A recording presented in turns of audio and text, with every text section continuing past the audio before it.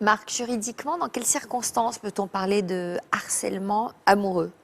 Alors, c'est un vrai problème dans la législation en France parce que le harcèlement amoureux à proprement parler n'existe pas.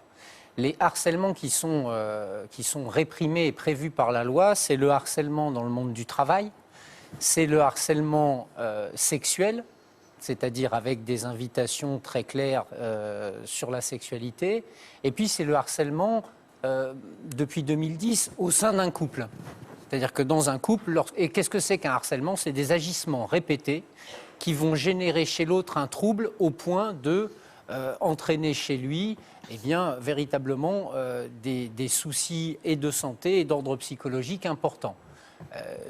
La difficulté, elle est que, comme il n'y a pas de harcèlement amoureux qui soit prévu et réprimé par la loi, ce n'est que finalement dans la troisième phase de l'érotomanie, c'est-à-dire la phase de rancune, où il va y avoir des passages à l'acte qui vont en tant que tels pouvoir être réprimés par la loi.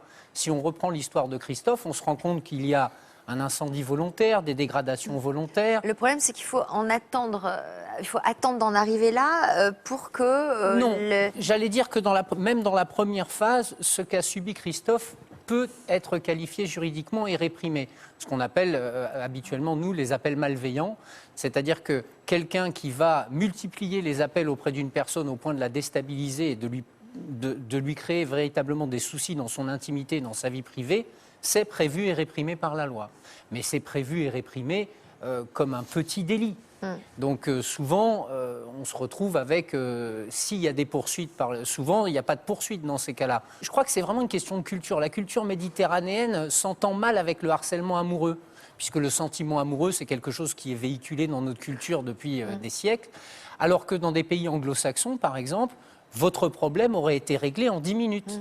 Un appel à la police et il y avait une ordonnance d'éloignement qui était prise contre la personne qui n'a plus le droit de s'approcher de vous à plus de 200 ou 300 mètres. Donc là, il y a une protection qui est faite a priori, que malheureusement on ne retrouve pas dans la législation française.